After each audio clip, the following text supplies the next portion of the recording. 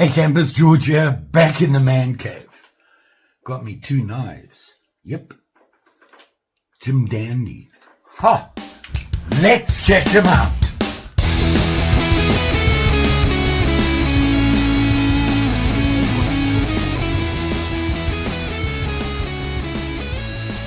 Now, you know I've said this before. I love this style of pocket knife. Rounded off, nice and smooth, and then the black and silver look. Interesting.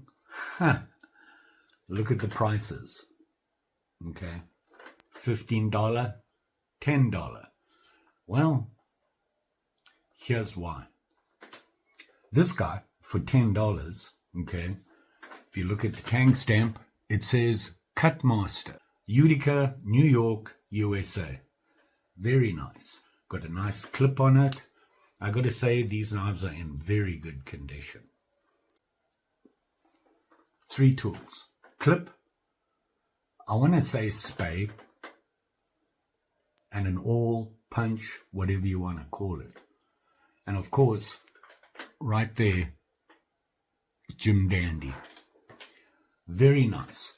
This one, unfortunately, the handle got cracked.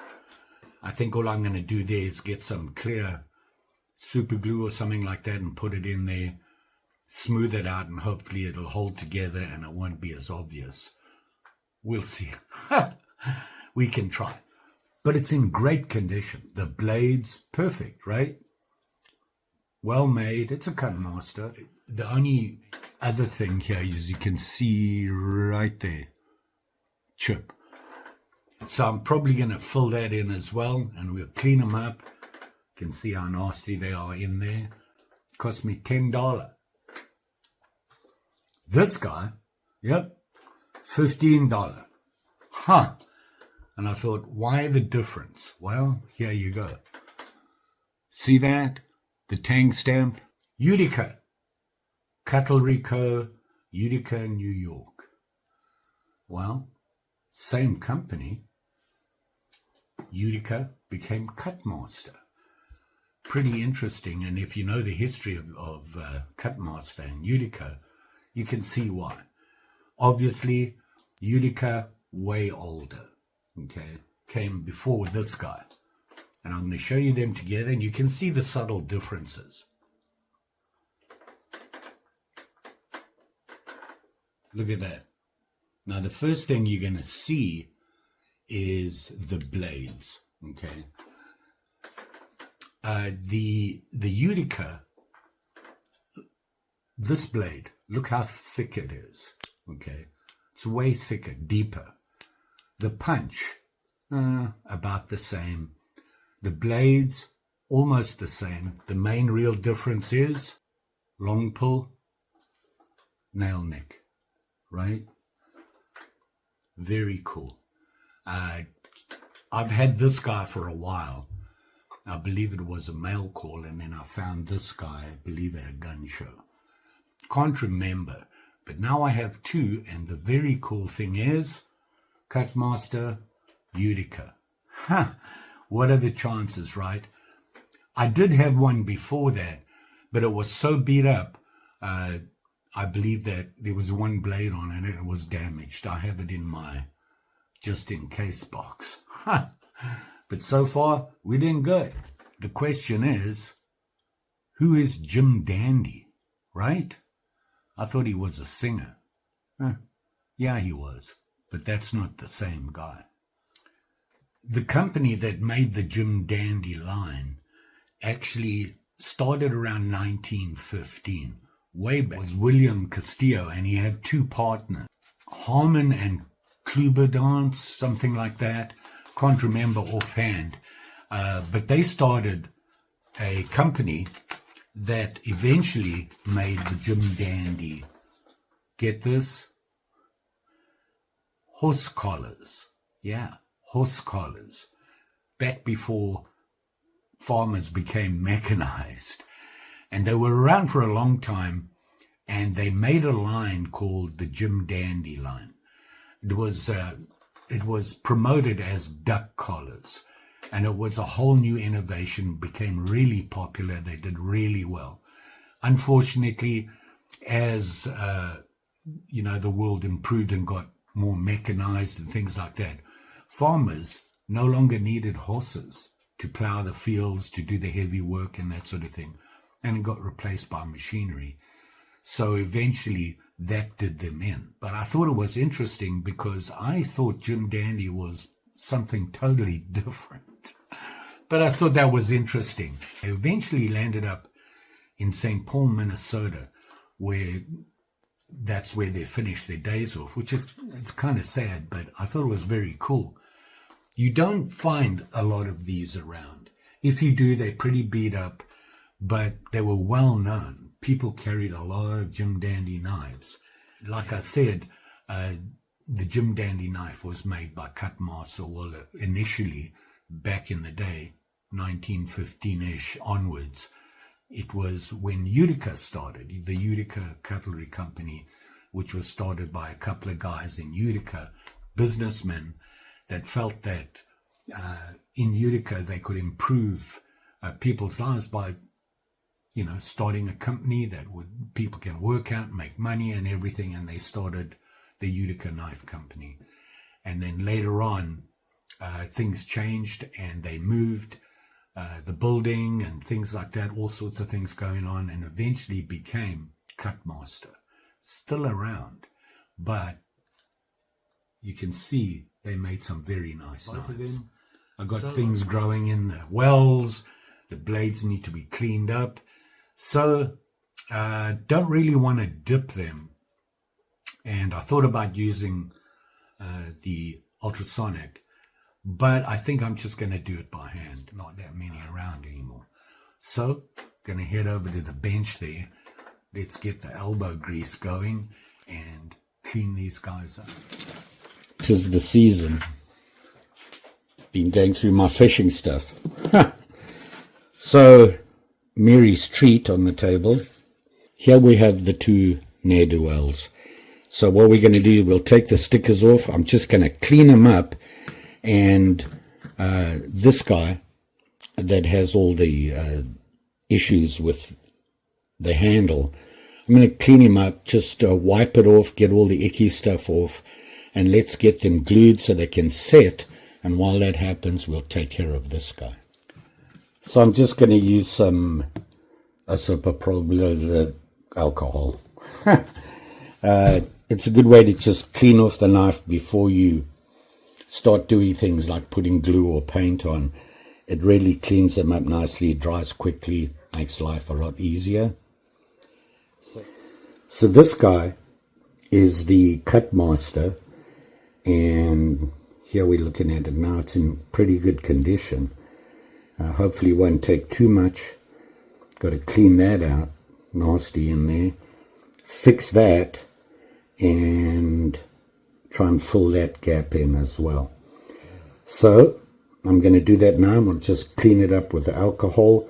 Then we'll put the glue on. We'll let that set and get on with the other guy. They have an edge, but they're not that sharp on this guy. Just want to clean. Hopefully get some in that gap, and then clean that area there. And what I'm going to use here is the Loctite Super Glue Professional Liquid. It dries hard. You can get the gel. The problem is the gel doesn't dry as hard. So if you're thinking about using this, make sure it's the Professional Liquid. And it's just like any super glue. Probably going to have to put a couple of coats on it because you don't want to put a heavy coat on right away. It takes forever to dry when it's thick. So you put a couple of coats on at a time. They have an edge, but they're not that sharp on this guy. Just want to clean. Hopefully get some in that gap. And then clean that area there. Yep, 14 days later. I had to go to San Diego. I had some family stuff I had to take care of.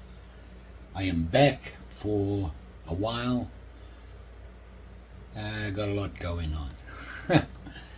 But I'm back, took care of all the stuff around the cottage and everything. Spent 3 hours mowing the lawn and all that good stuff. My neighbor, God bless her, did the back by hand with a hand mower. Braver than me, what can I say? So, let's get on with this and hopefully get it done.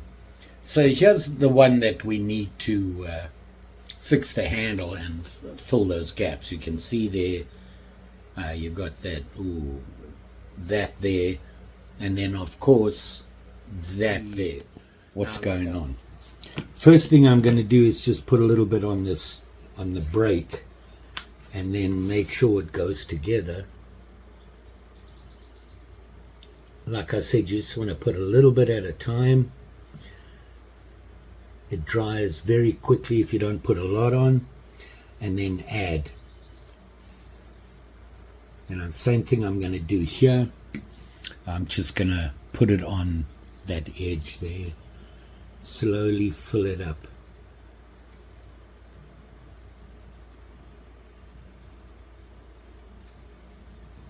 And just let that sit. Just let it sit for a bit. Just a minute or two and we should be good. I don't want it to stick to the stick to everything. Just so that you know, I finally finished working on this stuff. Hopefully soon we'll have some 2CG stuff, so that hats, caps, cups, whatever. Got a bunch of construction going on down the street there. It's they're really noisy. Let's put some more on here and let her sit. Okay, while that does whatever it's got to do, let's have a look at this guy. And it's been such a while that I haven't looked at it. I've forgotten. I'm lucky if I remember something from yesterday. So there we are. Yeah, this is in pretty good nick. And this is the Jim Dandy that actually says collars on the badge or the shield, whatever you want to call it. I know shield is a correct name. So the blades are in pretty good condition. I mean, the edges, they're a little beat up. We'll take some cleaning. Not worried about that. We just need to clean them up. But when we sharpen, we'll get rid of all these problems. You know, we have a spay and a clip and an awl. Just needs a good clean. I think I'll start with the main blade, and you know the story. We've got 800, 1200, 2000, 7000, and we'll just work our way through it and get the blades all cleaned up. And of course we'll use mothers to finish them off. I really like this knife. I don't own a Utica, so, well, actually I do, but that's a secret. That's a coming video. We'll get on with this guy right now. So as always, when you are doing this, it's always a good idea to support the blade. You don't want to put it there and put pressure on it here. Rather hold the blade on here and clean it that way. So that's what we're going to do, and we'll start with 800, and all we're going to do is just clean off the heavy stuff. We're not going to do a lot on it. You don't want to take too much steel off on each thing, and we've got a bunch to work through. So I'm just going to cut this in half so we don't waste. Here we go. And I just start on the tang, and you want to get rid of the heavy stuff. I did put oil on these guys because they were a little sticky, but it won't affect it. And I want to, if you move it around like that, you get more access to your tang.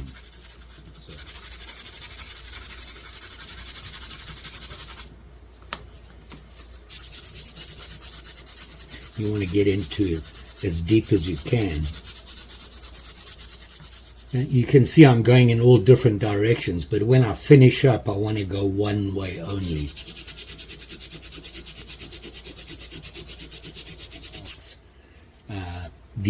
You want to try and get rid of a lot of the scratches here without taking too much metal off. Obviously, if they're deep, and these are pretty deep, you don't want to go all the way down. You're really going to reduce that blade.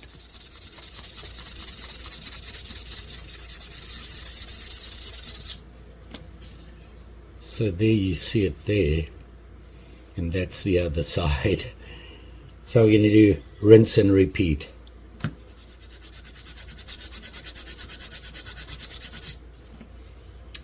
And here you can see the tang stamp. Very nice.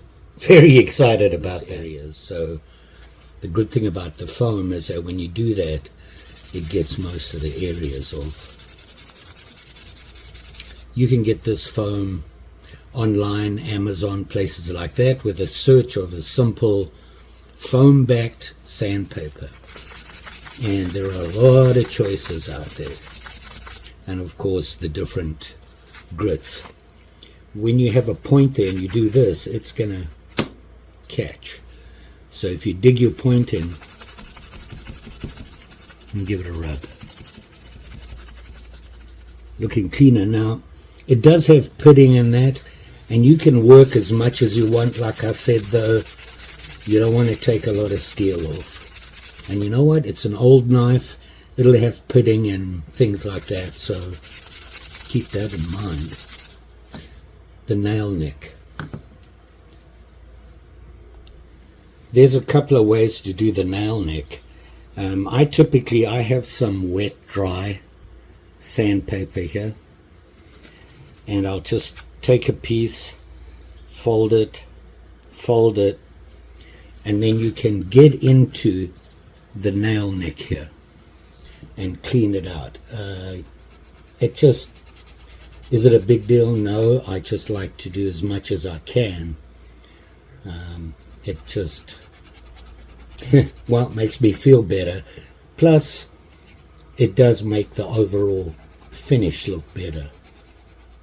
And then I find when I use you can see it's cleaner now.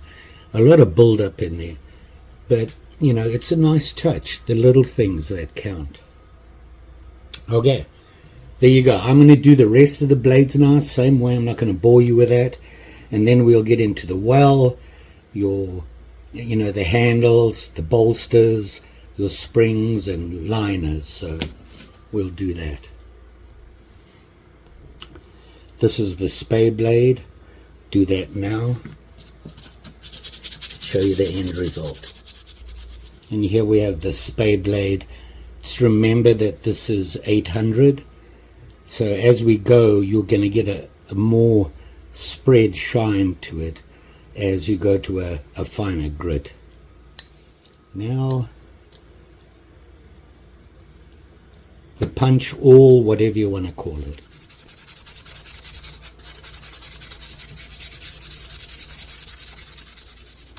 So now if you look in here, we've got some creepy crawlies and whatever in there. You want to get that out first. I just find that using my ever-present ice pick that I rehandled, and you can use that to get this out. Pocket lint and other things. Oh, that's a bug. I think it's grass or something. So I just give it a rub-a-dub-dub just to get the nasties out. And like I said, I had put oil on before just to loosen them up, so getting the blades open and closed. And what that does is when you do this, it mixes with the oil and gets stuck in there, but we'll get it out. What you want to do is to be able to see the shine of the springs and the liners in there, so it looks clean. Now this one has a fairly wide open well, and you can get foam, you bend it over, squeeze it in there, and it gives you pressure on both sides, and you just go back and forth. Now, I forgot. You got a blade there, pokey thing here. Always a good idea, tape them up. Here you can see I'm just using regular blue painter's tape. It works great. It doesn't leave a residue on the blades after you just cleaned them. Although we're going to be going on more, you don't want to be dealing with sticky stuff on the blades. And not only does it save the blades, it saves you from the blades. Let's get that well done. So like I said, you just bend it over, get something just to push it in there, get it as far down as you can, because you want it to rub on the other side of your liners and your springs, and then just work it back and forth.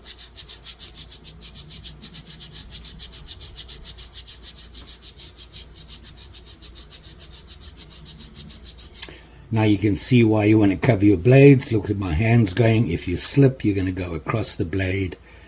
Just want to be safe. And now you can already see the bottom starting to shine, which is always a good thing.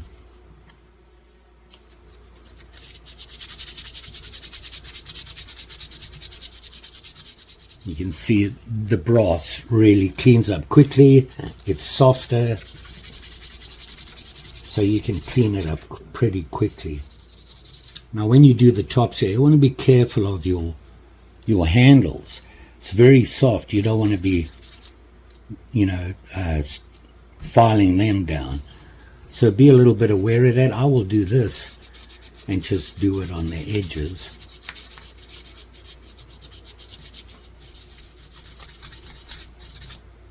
This heavy stuff you're just getting rid of.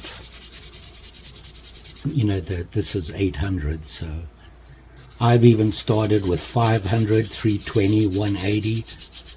Just depends on how bad the buildup is. And here you can see starting to get a nice shine on the inside of the well. Now you need to get into these areas. So if you look, you've got buildup on the tangs on the inside here, and you want to just clean them up as much as you can. Once again, using that 600 wet dry. I just get in there and give it a rub. A lot of fiddly stuff going on, but hey, if you're going to do something, get it all done as much as you can, and it'll make the knife look that much better. Details, details. And now you can see you've got a bit of shine off of the bottom side of the tang.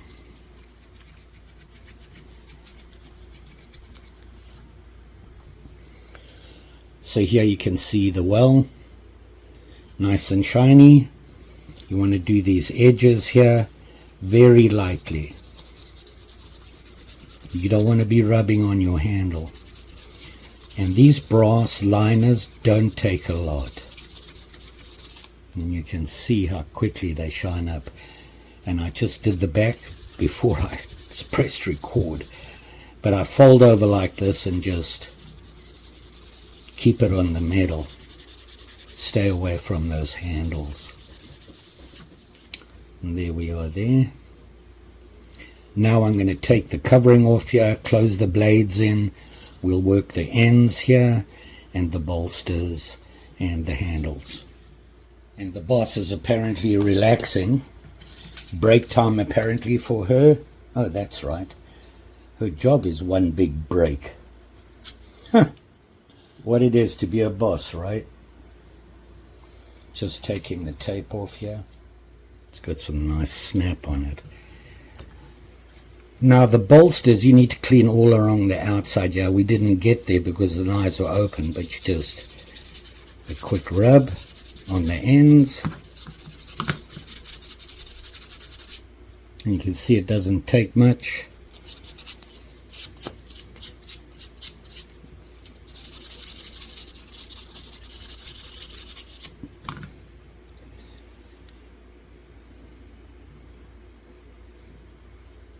And now we're going to deal with the bolsters. I have found that when doing the bolsters, if I go this way, okay, it's hard to keep off the handle, and I'll just use my thumb. I'm going to show you something, and if you can explain to me why this happens, I'll be very interested. And you can see I'm going this way with it. And you see it there.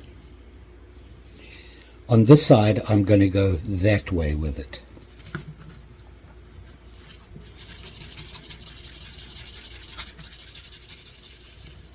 And as you can see, I didn't go very long. Look at the difference. This gives a better shine than that. I don't know why. It does make it easier, though. You have better control of keeping off the handle. Now really I should be gluing that on before doing this, but I want to show you the process. And as you can see, when you're using 800, you don't have to do it very long. You're just getting rid of the heavy stuff. And you can see they're looking better already. Now you got your pins here. When you do the handle and the badge, very lightly, and you'll notice it's turning white, and that is basically the dust buildup from when you sanding like this. Now the nice thing is, you just very lightly go over,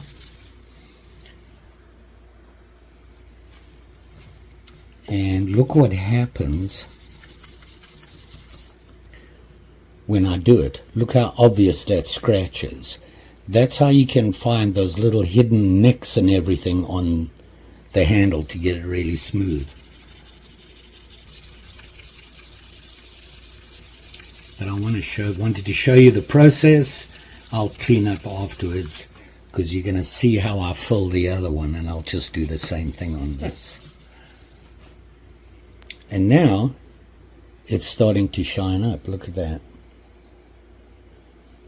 Already a huge difference. And as we work through each grit, that shine will become more and more even, and will give a really nice look to it. But you can see it doesn't take a lot. Now it seems like a long process because you've still got 1, 2, 3 different grits here that you want to use. I step up. Do I need to do the 1200? It's really close to 800. I could skip it and go straight to 2000 and then to 7. So I'll do that, and I'll show you the end result. Here it is right now. Let's look at it. And I can tell you the 7000 will clean it up very nice. So I'll do that, and I'll be back. And here we are at 1200, and you're starting to see a lot of the flat spots going away. You're going to start to get a more consistent shine. You can see that. And if you look at the handle, it's starting to look a lot cleaner. It really shows up here on the bolsters. You can it's nickel silver, so you can clean them up quicker. It's softer than your regular steel, and you're going to start to see some. Now I'm looking at 7000, and we'll give it a quick shine, and you'll right away notice the difference. If you look carefully, you can see the pitting there with 7000 it really brings out the clean spots. It's almost like sandpapering with rough regular printer paper. But if you look at that tank stamp now, it's, well, I should wipe it off, I suppose. You can see how much cleaner it is just on that bit there than here. Very spotty here. We'll do the rest of this, and then Mothers will really smooth it out and give it a more consistent shine. 7000 you can't get in foam backed. I've looked, the highest they go is 3.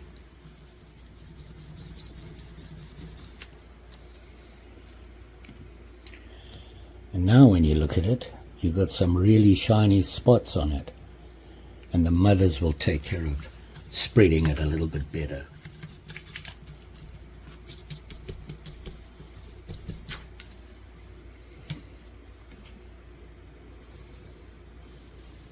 And it's starting to look a lot cleaner than it was before. Going to do the rest of it with 7000, and I'll show you the end. And here we are, 7000. Now, look at that. Now you can still see there's a lot of what I call hot spots, shinier than other spots. Get rid of all that.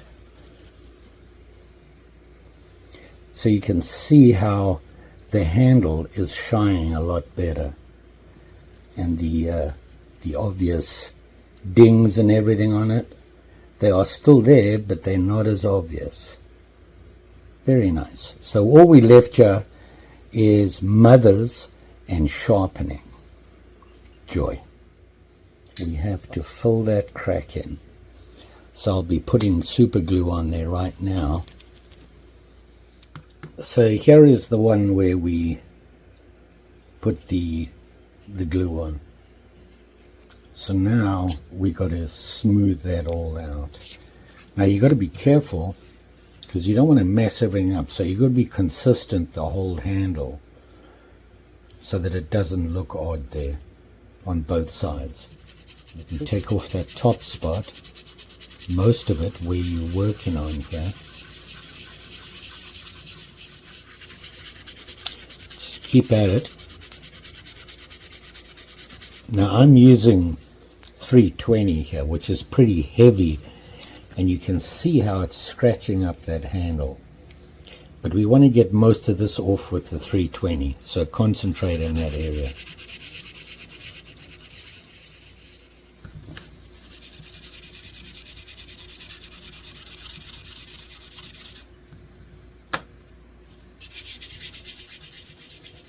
So here you can see we got most of it away. Just got to keep working at it. I can still feel it, so I want to just get it down as much. You can see the edge there. Just takes a while. Just got to be patient. Okay, we're getting there now. Now I'm going to go to a much finer. Ooh, I got to get that off there. A much finer grain. Okay.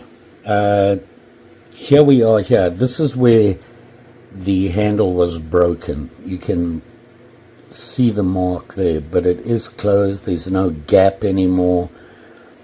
It's not perfect, but it's way better than it was. I mean, there was a crack across there, open crack.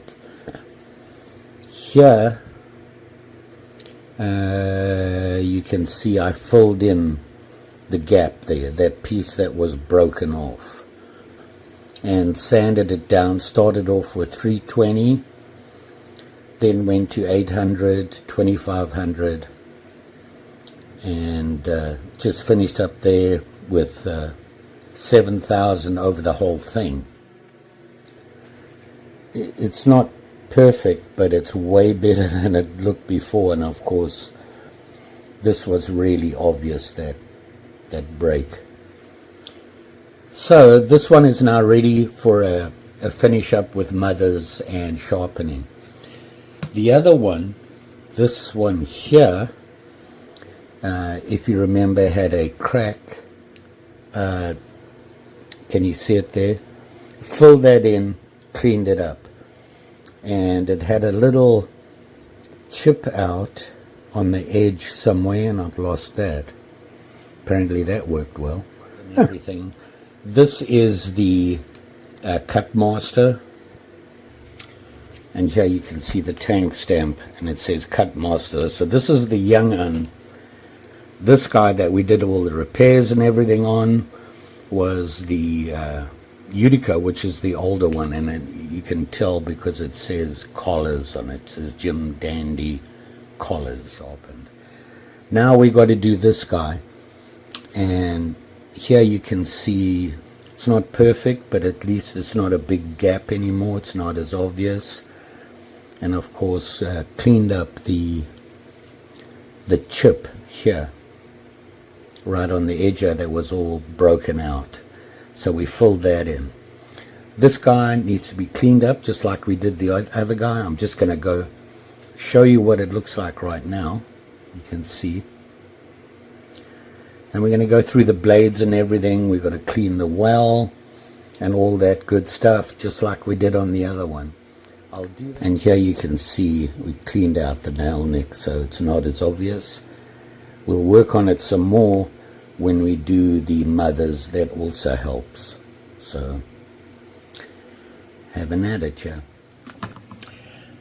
So here we are at 7,000 for the cut master. It's cleaned up nicely. It's got a good solid shine to it. Now we need to put some mothers on it. This stuff, I like this. You know, you look at the shine right now and there's a couple of hot spots. That'll tend to reduce them a lot.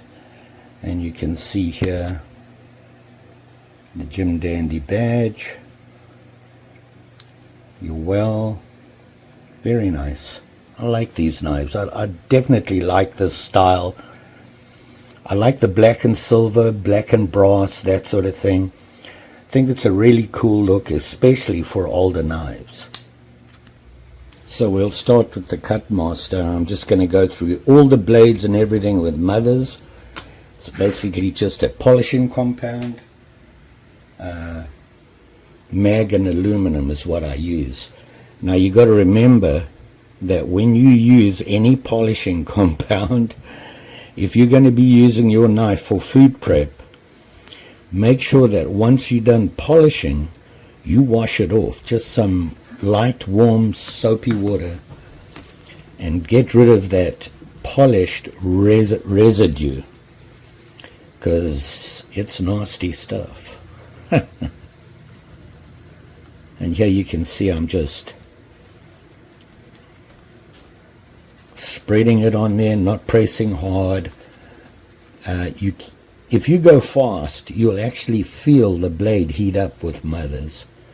So be aware of that, especially on the handles. Now you can see what I mean about smoothing out the shine. See that? You get a nice mirror on it almost. Very nice. Just going to go over all the blades and then the handles and everything. Just remember, on the handle, this black stuff slowly does it.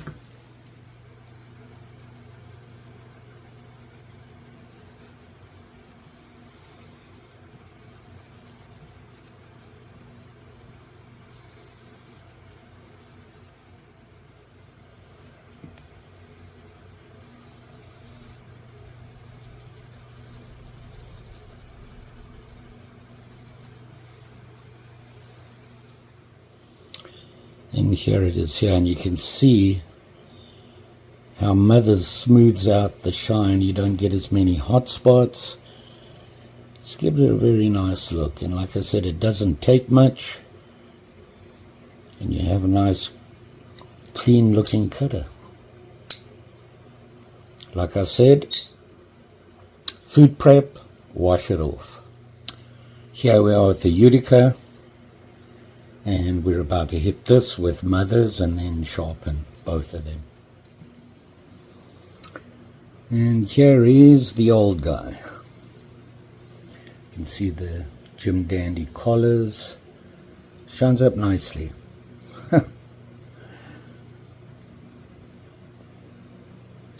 So what we're going to do now is sharpen them. Now we need to look at what we're dealing with here, and what I'm talking about is some of the blades have some major chips in them. This one is actually not too bad, just pretty straightforward cleanup.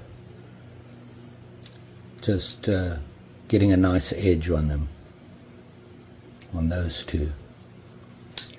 So that one's just to sharpen. But this guy, the old guy, if you look carefully, see that? Pretty beat up. Lots of nicks on that guy. And let's see what this guy, that doesn't look too bad. So that's a nice little cleanup. It's just this guy's a little beat up. Okay, so I got my sharpening kit here.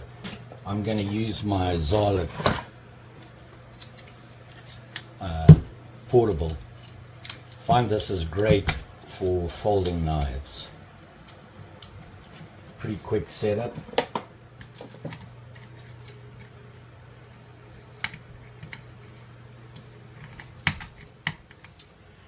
And the first knife we're going to do will be this guy, which is the older guy. And the reason is this blade. We need to fix it. We can sharpen this guy, but we need to get this down a little bit more and then sharpen it. So we'll get on that now. We'll do the clip first, then we'll do that one. I'm going to do the clip first. I'm going to start with 600. And we need to set up the angle. Now I'm a 17 to 20 guy. Anything in that range is good for me. So we're gonna set up that angle. Just gonna put the blade in. Now the way this works is this angle here is actually the blade is right there. So you want to set it up so that your angle between the blade and here is going to be the angle you want. So using my angle finder, I'm going to set it on here and you can see how far it's out. So I'm going to zero this angle, and then when I put this onto my blade, I can adjust it to the angle I want.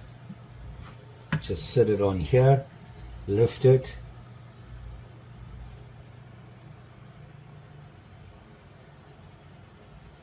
go with 17-ish, and then I can use this adjustment here to get as close as I want.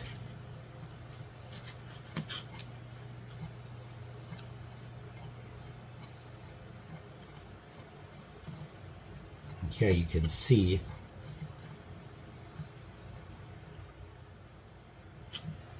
(17). So I've got the angle I want, I've got it locked in, and now I'm just going to sweep back and forth, just like this.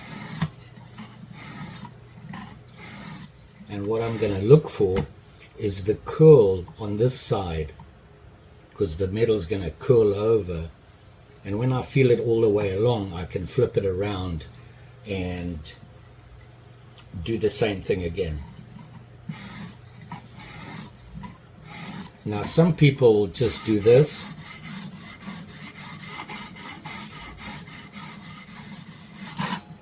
But I find that sometimes I don't get a curl. I can't feel the edge because you're going back and forth, it's going to fall off. Now I need that curl to know that I've got it all the way along my edge. The better way to do it is a Sharpie, and you mark your blade, and you want to make sure that what you're taking off gives you a consistent width of how much you're taking off. And if you do this, you can actually see how much I've taken off of that mark. You can see it along here. And you can actually see some of the furry bits that are coming up on it. So that's what you're looking for. And we're just going to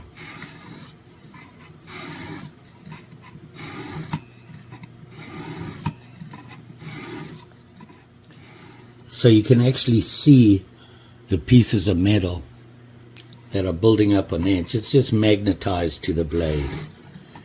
Do this.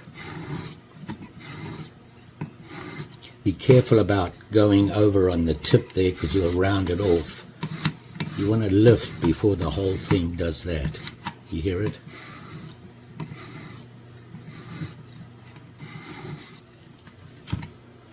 And now I can feel the edge all the way around. Going to tip it over to the other side.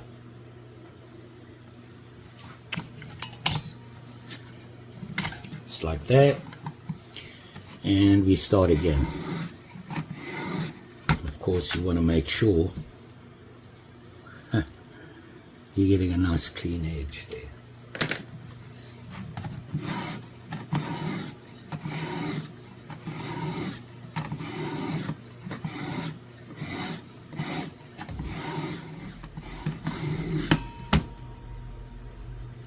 I got a good feel all the way along the edge there. I just want to get at that point.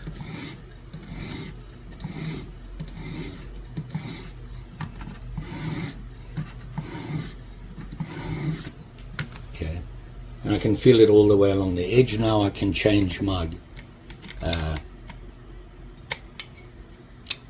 stone to a higher grit.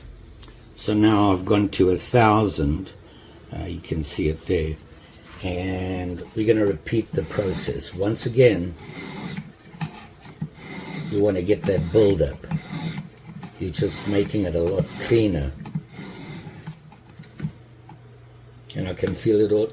I'm going to take it off now, strop it, and then we'll test it on a piece of paper. What I'm talking about, can you see the little bits there? You want to get rid of those, and that's, although this will cut paper, it's going to be a really rough cut. You need to get rid of those, and I found that stropping best way to do it. So let's do that quickly. Got my strop, and I'm just going to strop this way, that way, until I feel I've got rid of all that extra curl, fluff, whatever you want to call it.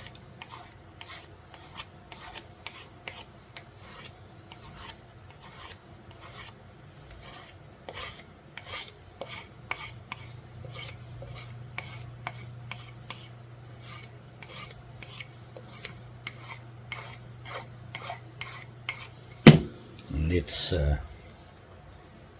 have a look, see here.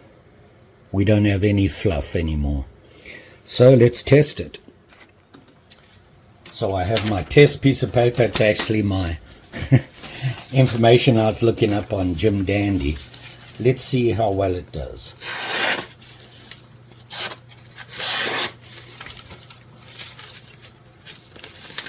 Hold it properly, I suppose. Nope. It's more operator error than the blade. So nice clean cuts. People say you should be able to curve down like that. Shows a good indicator. When you do the ends there, you should be able to sweep it off with a really clean cut. I doubt it with this. And you can see every now and again it catches. Good enough for me. I use it for food prep, maybe cutting open a box or something like that. This is the one that's going to need work, and we need to get rid of that. And I am just going to use a small diamond tip file to get rid of most of it, and then we'll clean it up using the sharpener. So I'm just going to use my diamond edge here. I want to at least try and keep it straight, although I can use the sharpener to straighten it. I don't want to take too much metal off. Of course, when you're doing it, you want to keep the shape as you go, so you can't just get rid of that. You're going to have to even out the whole blade.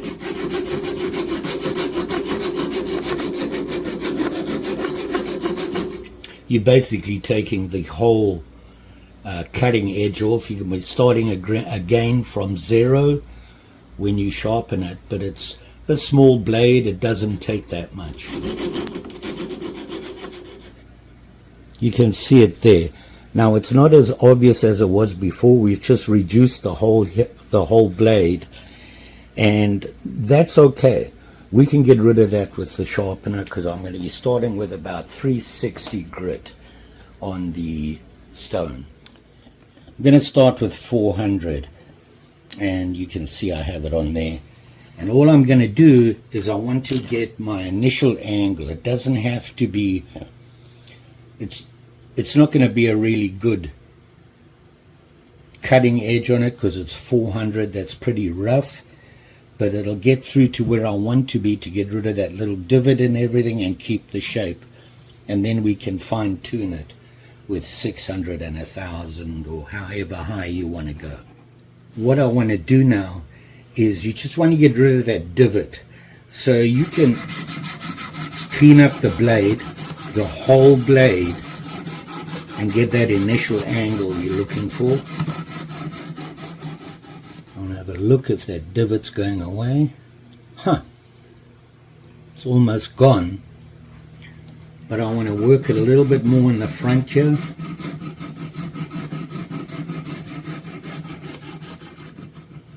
I think I need a little bit more. I can't see. Okay. There's still a little bit of divot there. I'm going to keep at it.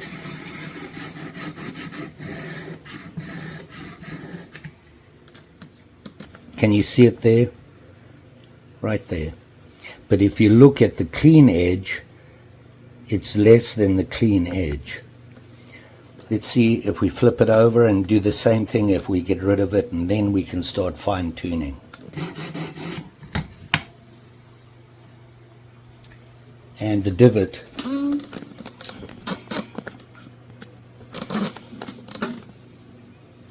is gone. So now we can do the cleanup and sharpen it up to about, I go to 1000. I find that's more than enough.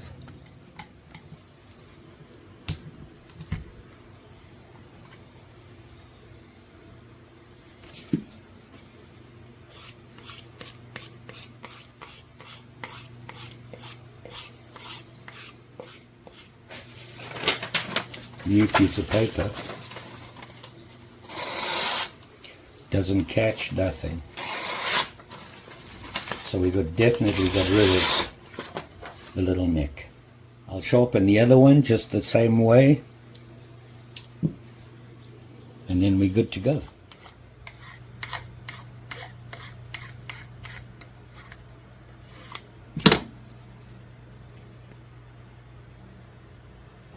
See how this one does. Nice. See how this does.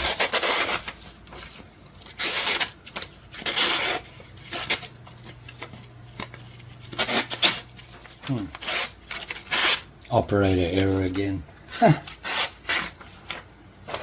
The spay. Very cool. We're all set. Silly me thought the boss would let me use the chair. She don't want to move. Yep, still napping. Another hard day in the office. The life of the boss. So, there you are. Kind of long, but see them. Almost identical. Very subtle differences between them. Here they are. There you can see them. Identical blades on their tools, that sort of thing. The subtle differences obviously is age and use. This guy obviously got used a lot more. You can see how beat up the blades were, whereas this guy cleaned up really nice. This is the younger of the two. This is the one that just says Jim Dandy on that badge, and this one of course is Jim Dandy horse collars. Very cool, very cool. I love the fact that one is a cut master, one is a Utica. Same companies, just age. And with age, change in the companies, so the name, the tank stamps changed. Obviously, Utica was the original name, started in Utica, New York, and then eventually they became Cut Master. So you can see them here now. Looking here, you can see this guy, the Cut Master, has the long pull, nail neck. This one here has that crescent, and look where the awls, one is a little bit bigger than the other. Same thing again, the older guy, the younger guy, deeper, just a little bit more steel there. This very nice. Love the way these knives look. There's a lot of knives out there that have this silver and black, just a plain black handle with silver and brass, clean up and look really nice. So, you know, when you look at them together like this, you've got you some Jim Dandies, and of course a lot of history. Of course, Utica and Cut Master made the marketing knives for them. Not unusual in the industry back then. A lot of that, even today, you get advertisers, which is really what these were for Jim Dandy. But the quality, a little bit higher than what you get today. So there you go. Jim Dandies. Awesome. Great addition to my collection. Cut Master fan. I like their stuff. And, I like a lot of knives, but Cut Master, Camillus, I'm a Camillus fanboy. Imperial, Colonial, all these guys make some really nice knives, and they, it's a shame that, all of them went out of business for some reason or the other. Just hard times. But now we get to collect them. Joy. You all be safe out there. Summertime, be careful. Everybody's out and about, so just pay attention. And don't forget, like, share, subscribe. You know the story. Pretty sure I'll be back. And of course, if you would like to support the channel a little bit more, you can always join the memberships. Just click on the join button below. It'll tell you all about it. Basically, you get members videos, which are more personal stuff and a little bit different to what you see on the regular side of the channel. Small fee every month, and of course helps me go out and find these things and buy them. I need every penny on my budget, and that really helps me. So all you members out there, appreciate it. Sharpening. Now, I'm no expert. Me, self-taught, watched other people do it, and, I'm iffy at best. But the way I do it, I've found it works for me. The angles I use, how I develop the angles, depending on the sharpeners. I like them to be simple sharpeners with the sweep type. I just get better results for them. I do have a workshop bench top and a workshop field sharpener, and I use those for the really small blades on pocket knives, because they don't really fit very well in these clamp styles. So, like I said, that's the way I do it. Is it the right way? I don't know. But the results I get, they do what I want them to do. Just saying. Thanks for watching. Always, always appreciate it. And we'll see you again soon.